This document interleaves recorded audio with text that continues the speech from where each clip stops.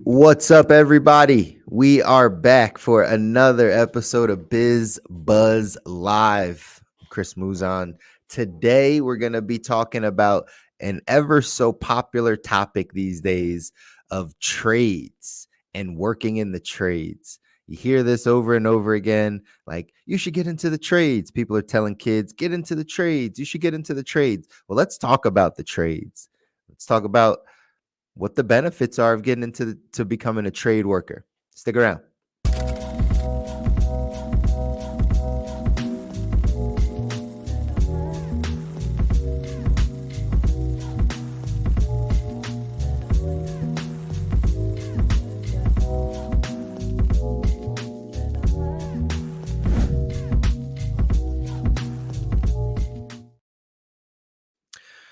Yes, everybody. LinkedIn and YouTube. We're back. We're back for another BizBuzz Live. Again, I'm your host, Chris Muzan. I'm your financial coach. I'm the guy that comes in and talks to you about all things money. And we've been having a lot of conversations here on the show. As I always tell you, the reason why we started BizBuzz Live is because we wanted to talk about industry. We want to talk about the ways people make money, whether it be entrepreneurship, whether it be a specific industry, whether it be side hustles or other jobs that people are having. We want to make sure that we were getting this information to people. Naturally, when I sit down with people and we have the financial conversations, we're having the financial conversations around savings and investing and debt management and retirement accounts and insurance and all the things. And inevitably, it comes back to how we're making money.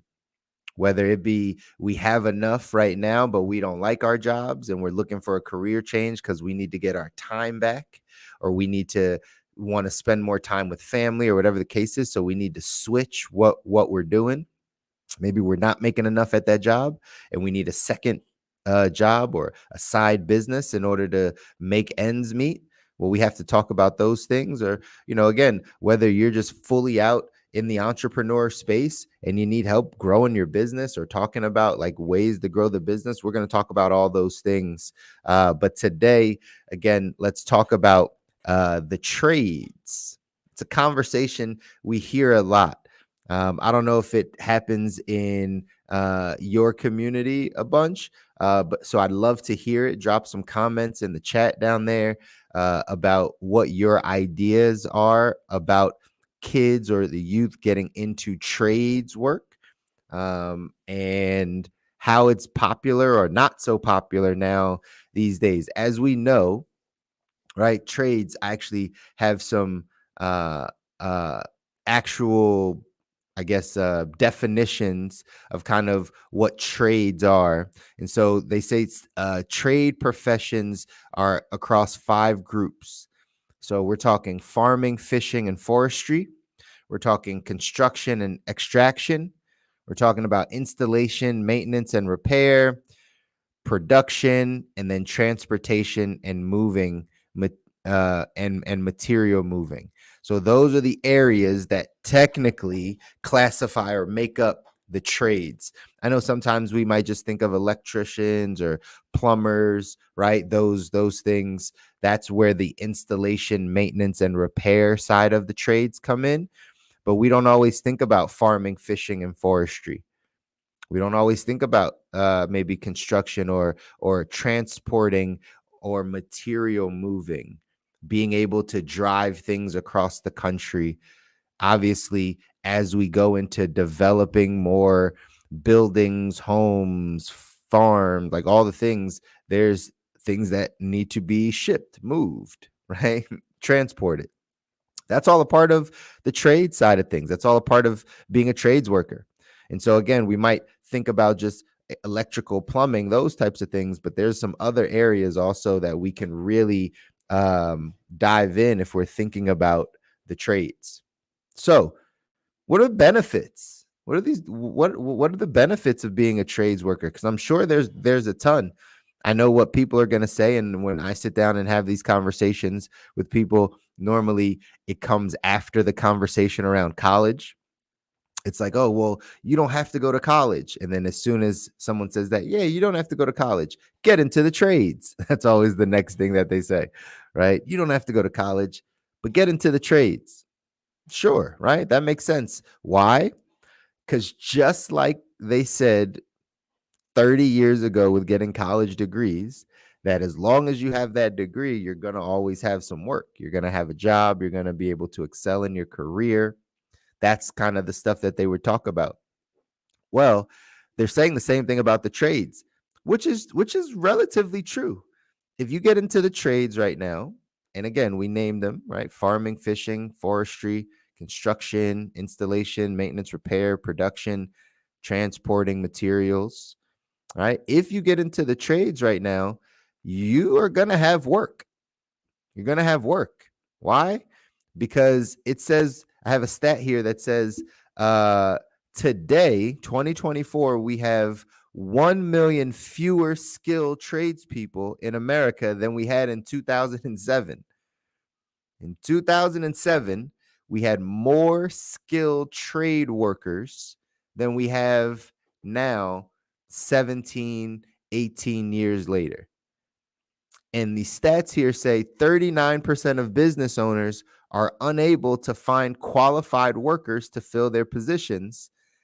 And over 66% of them believe that they could expand their company if they could just find more talent. So 40% of people are struggling to find the work, but 66% of business owners in the trades know that if they just had better people, more people, they could expand their business, grow their business. So one of the benefits we're seeing if you get into the trades is that you will have work. There will be work for you. There will be work to do. There will be people hiring. Again, you can be an entrepreneur and start a business in one of the trades areas. Absolutely. But we're not seeing a lot of people, especially younger people, taking a hold of this. Why? My opinion only, right? It's just my opinion. I don't think there's any data on this. But with the rise of the internet and the way that, Gen Z and Gen Alpha, right? I guess maybe even like the back end of millennials, I guess. The way that they know how to make money is not from slaving away. And I say that meaning that in the trades, it's physical work. The trades are physical labor. It's what our country was built on. It's why, right, 100 years ago, 80 years ago, there were tons of people in the trades. Why? Because they were physical workers. Men and women would go out and be able to build things, right? Move things, transport things, all of those. In 2024, 2025 coming up, you got Gen Z and Gen Alpha and the back end of millennials. They figured out a way to work, have work-life balance, so to speak, and not slave away 12 hours a day, 15 hours a day, hot sun, small crawl spaces, away from their family. They figured out a way to make money without doing that. So even though it may be a ton of jobs and a ton of opportunity in the space, as a generation or a few generations, the mindset behind working in the trades is no longer popular. Thinking to themselves, man, even though I will have a job and even though there's opportunity, do I really want to be out in the elements, the hot sun, the cold? Really, do I want to get around big machinery and potentially, get injured or hurt or whatever the case is for 9-10 hours a day, overtime? Again, can make money, absolutely. But the other side of it is, do I want to put myself in that position, or is there a different way I can make money? So it's no wonder that we have fewer skilled tradespeople because of the rise of the internet, the rise of people learning how to make money without physically working themselves. Now, this could be a good thing, could be a bad thing. Obviously, Gen Z get a reputation for being a little bit lazier, right? I don't always agree. They just maybe have found a different way of going about their own personal, work-life balance, or their work-life harmony, as I like to say, and the things that they can find a way to make money doing.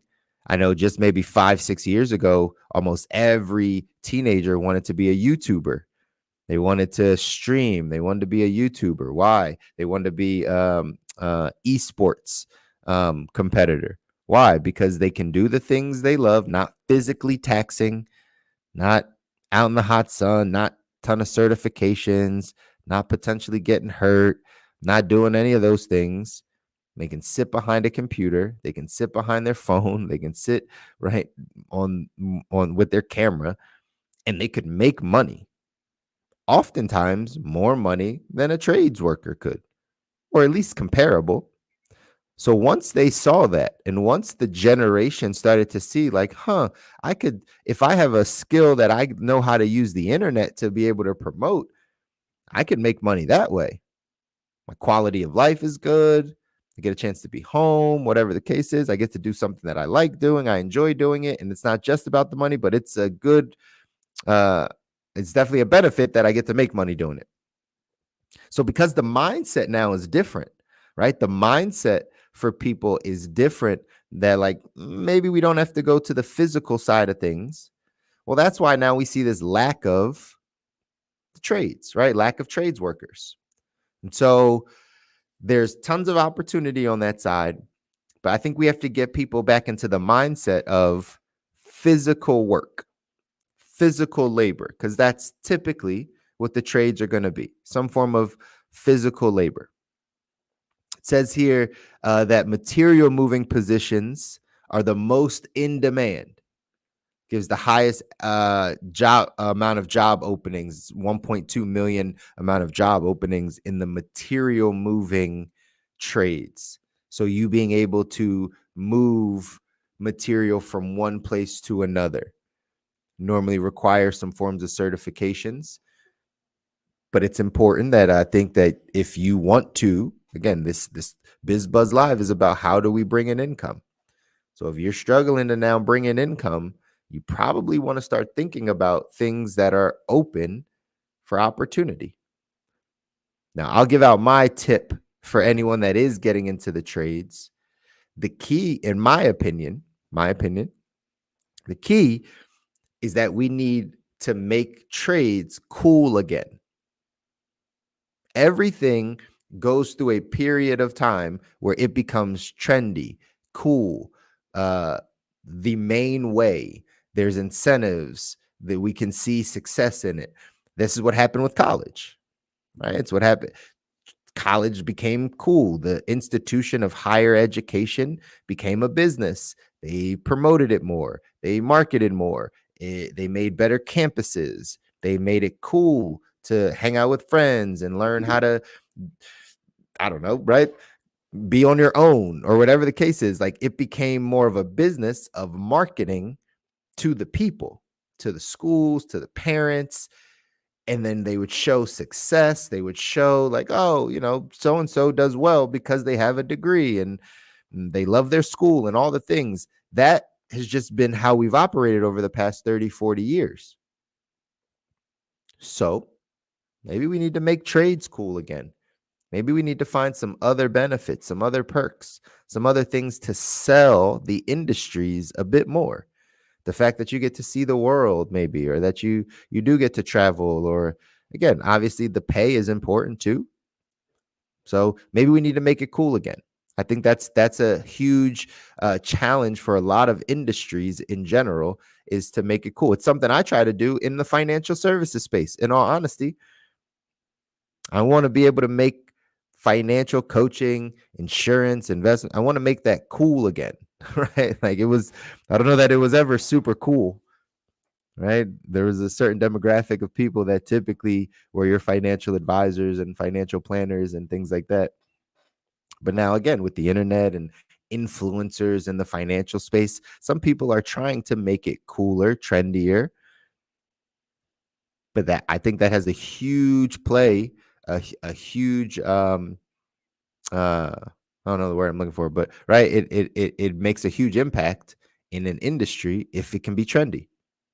Here's the second thing on the trade side of things I think is important is that we have more trades school, right? More trade schools, like just as they sold university to us, just as they sold higher education, higher learning, I think there needs to be more trade schools, right? Higher education. Something I've given some of the people that I coach or some friends that are in the trade space is that if you want to, I think we just looked at that statistic, right? The statistic that said 66% believe that they could expand their company if they could just find more talent, right? 66%, almost 7 out of every 10 business owners basically in the trade space say if they just had more talent, they would be able to grow. They'd get more more customers, serve more people, things would be better, right?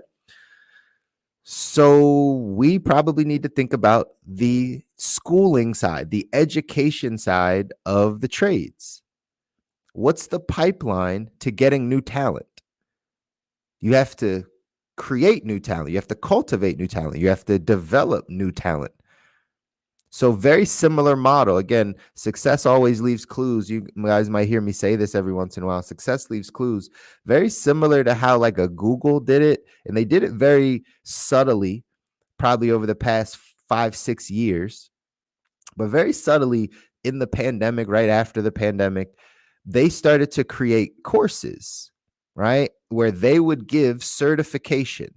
They would give certifications for people that went through the Google, right, course or whatever the case is, the Google, whatever, right? They would go through that. People could, it was very cheap. I feel like it was like $100 or a little bit less. It might have even been free in some areas. And literally, Google would train you on certain things that they needed, whether it was on the AI side, the artificial intelligence side, augmented reality side, coding, like whatever it is.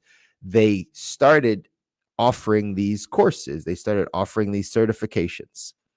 And I know some people, they're like, oh, yeah, well, that was just good. I got that certification. And then I went off over here and and got a job doing something.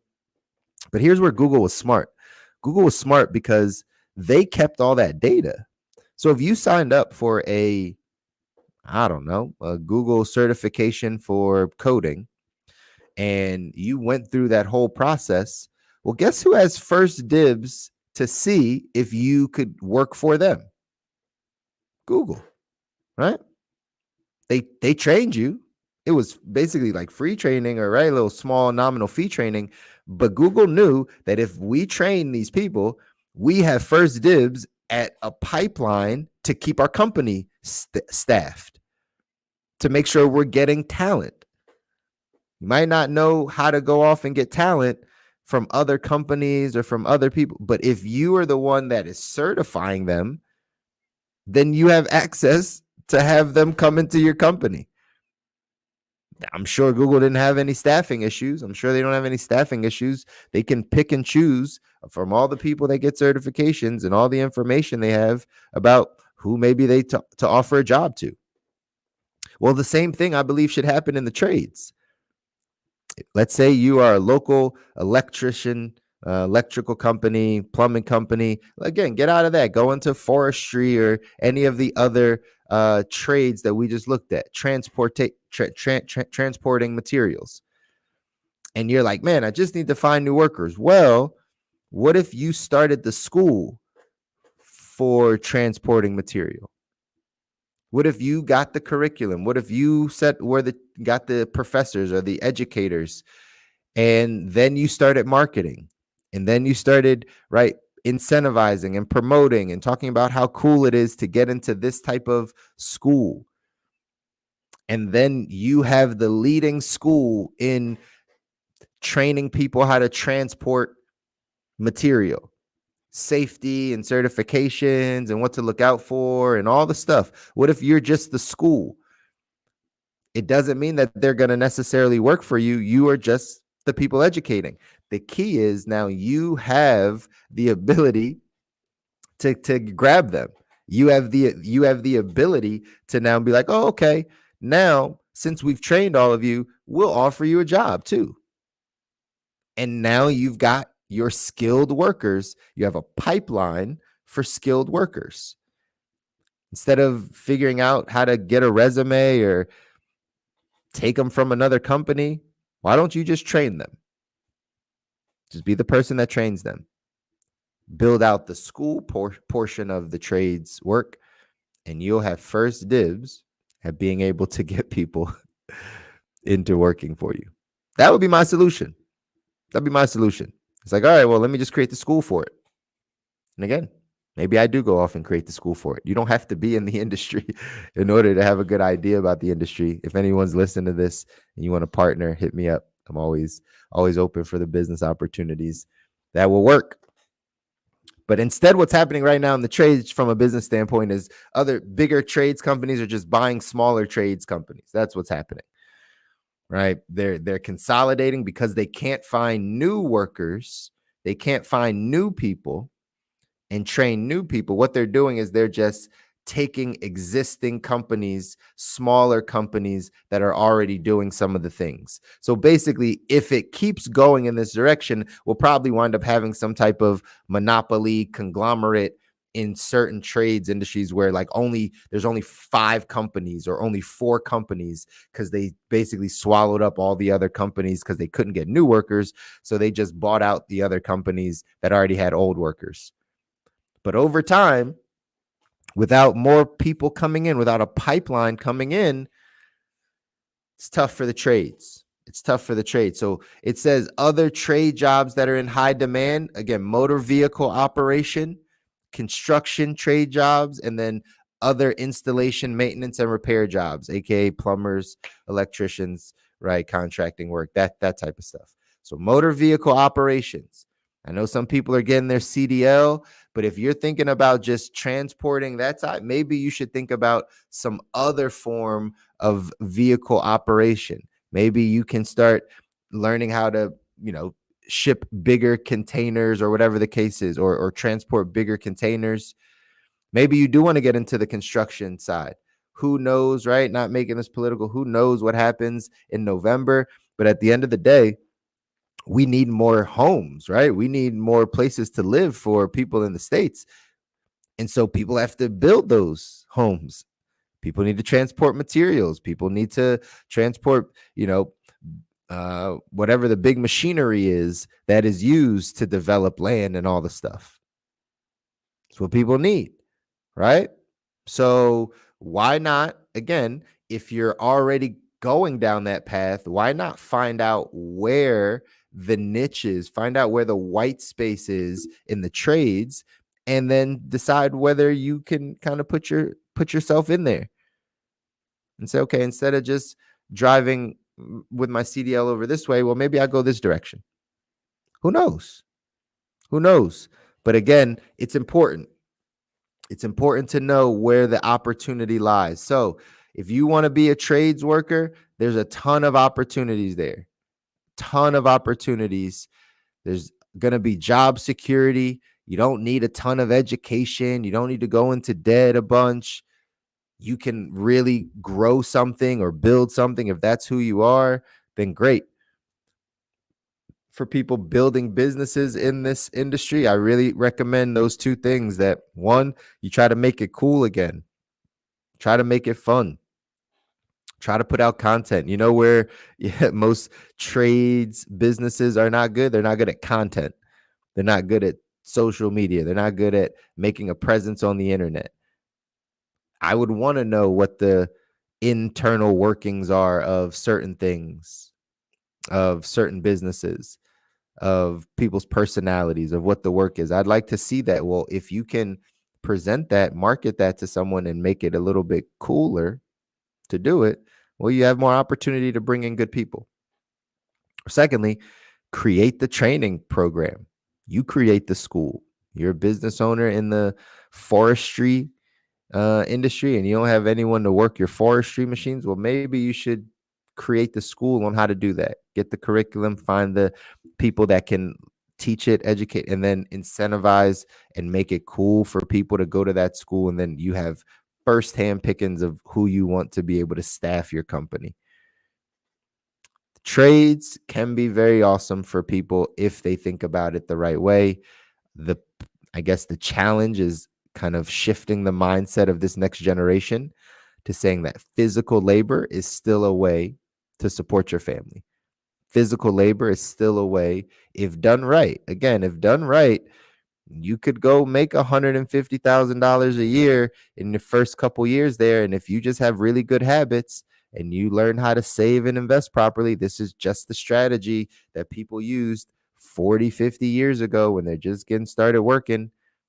40 years ago, when it's like, hey, I make enough money that my discretionary income is pretty high, meaning I don't spend more than I'm making, meaning I keep my expenses relatively low. I work and I bring in more income. I then take that income and deploy it into places that I can save and invest. I can continue to do that for a long period of time. The longer you can keep your expenses low and keep that discretionary income high and sock that money away and invest it properly, the closer you are to getting financially free, the closer you are to getting to a place where now you have money working for you. And the trades could be an industry to do that. We just got to get people away from thinking the internet is the only place to make money. Or the easiest place to make money.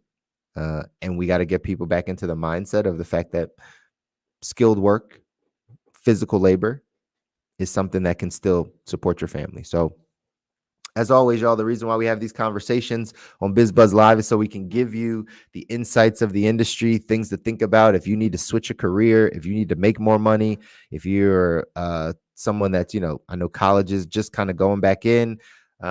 You want to switch your major. You're thinking about maybe you're a senior. You're thinking about what next year looks like. Well, start to look at all of your options. Don't go maybe the traditional path. Find the white space. Find the areas that need the most help, the most work. Go in there, create a solution for people, and you can build anything. You can build anything. So feel free, drop me a message if you got questions on any of this stuff. Drop some comments in the chat, LinkedIn and YouTube, if this stuff is helping and if you have any insights on what it's like to be in the trades. If you're in the trades, drop a comment. If you know someone that wants to get into the trades, drop a comment. You know someone that runs a trades business, drop a comment so we can start to have this conversation, because I think it's really going to help some people moving forward. So every Friday, we're coming back in next month, y'all. It's Life Insurance Awareness Month. You're going to hear me talk a lot about life insurance. Just know it's the month that we get a chance to talk about one of the most foundational parts of a family's financial plan, which is the insurance component, the protection component. We all need protection on our income, protection on our money. Everything is not about just risking. It's about protecting also. So a balance of those two things is important. Next month, we're coming back around, talk about all those things. All right. So it's a pleasure. Until next time, y'all. Peace.